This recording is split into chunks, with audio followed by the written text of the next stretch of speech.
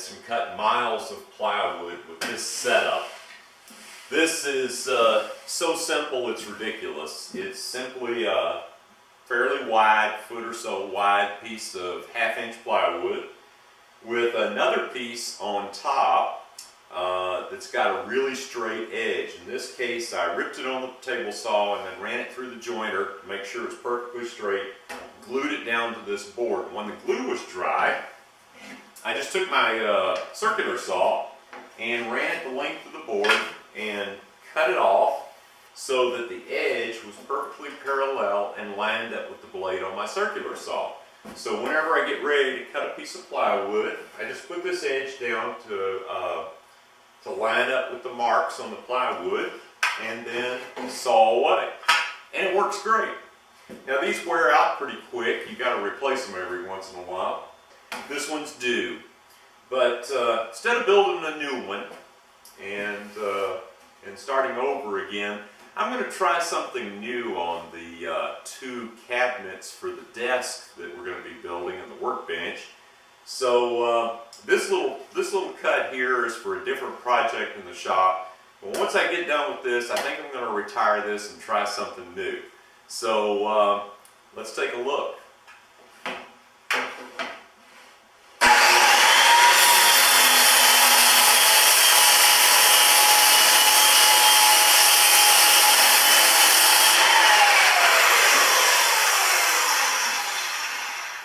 Pretty slick.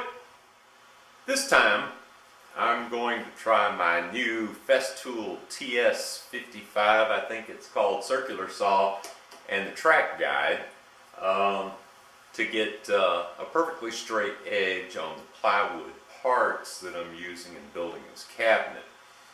Now you've seen how I did it previously, and I'm not entirely sure that the edge quality is all that critical, since basically every edge of the plywood is getting embedded in a dado or getting covered with faceboards. But it'll be fun to try, so let's check it out.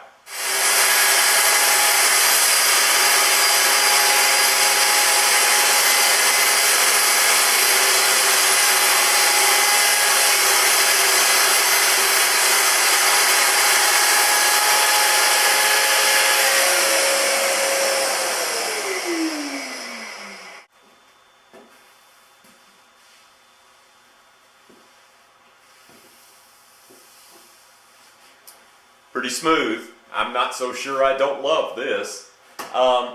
What happened was I had the plywood sort of ripped down to rough size at the big box store just to make it easier to carry it home and lug it into the shop. And I wanted to trim it to size. This board was cut pretty close, but I needed to get the ragged edge off. I clamped these 2 boards together to cut them to size, because I want to make sure that what will be the sides of the cabinets are exactly the same size. And I really like this. It worked real good. So let's keep cutting.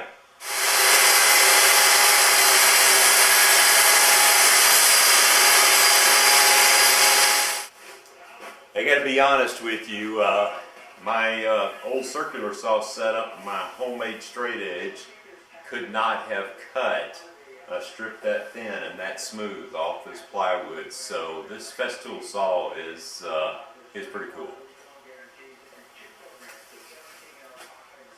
I wonder if there's anything I could use this for. No, I doubt it. Okay, so all I'm doing right here is making a little trim cut just to get a nice flush edge. I used a trusted square here to make sure that I've got the guide set up perfectly straight. I've got it very lightly clamped there just to make sure it stays in place, and now I just trim that edge off.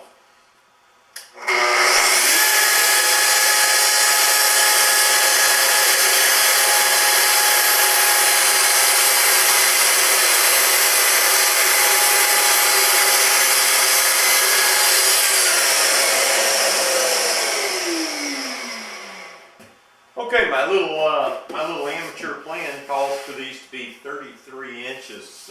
That'll be the height of the cabinet itself before the wheels and before the top is added.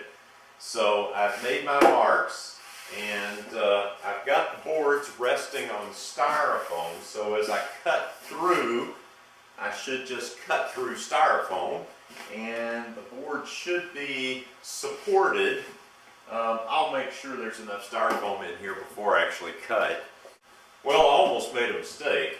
I came over here and put the guide down, and then realized that the curve of the blade would have actually thrown off my measurement since I measured from this end of the board. So that wouldn't be the first time I've made that mistake, but that's why they say measure twice, cut once. In my case, it's think twice and cut once. Probably also a good rule.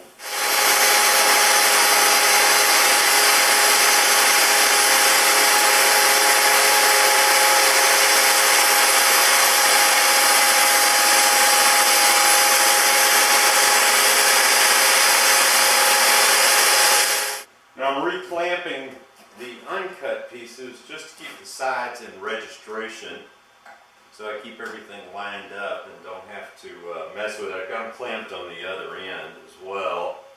And these two pieces are ready to go.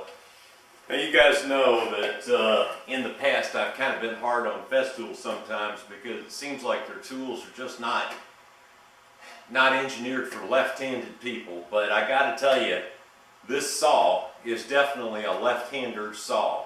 I'm sure right-handers love it too, but if you're left-handed, get this saw because it's great.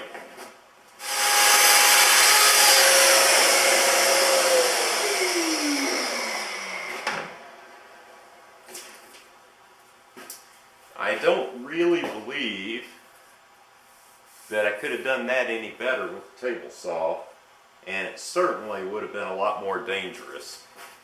Alright, well, these are the side pieces. And what I've done here is laid them out. I know these sides look kind of ugly, and that's for a reason.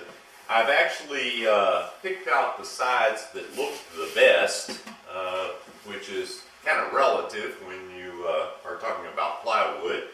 But I tried to pick out the best looking sides, and then I also tried to orient them top and bottom since these are the sides of the cabinet. So I've got them laid out now, good side down, and all the bottoms facing this way. And I just took a little chalk and marked along here because what I'm going to do is I'm going to use my router table and make the dados, or in this case I guess it would be a rabbet, along the bottom edge first, and then I will route for the top, and then I'll route for the back, and then I'm going to come back on the bottom and route it a little bit thicker so that it can accommodate 2 sheets of plywood, as I always put 2 sheets on the bottom to support the wheels, the weight of the thing, and just to give it a little bit more rigidity.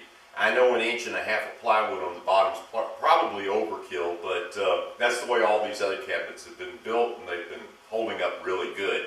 So next thing I'm going to do is set up the router table, run a test cut, and start making grooves, dados, and rabbets. And we'll discuss the difference between those in a minute. Thanks for watching. See you in the next video.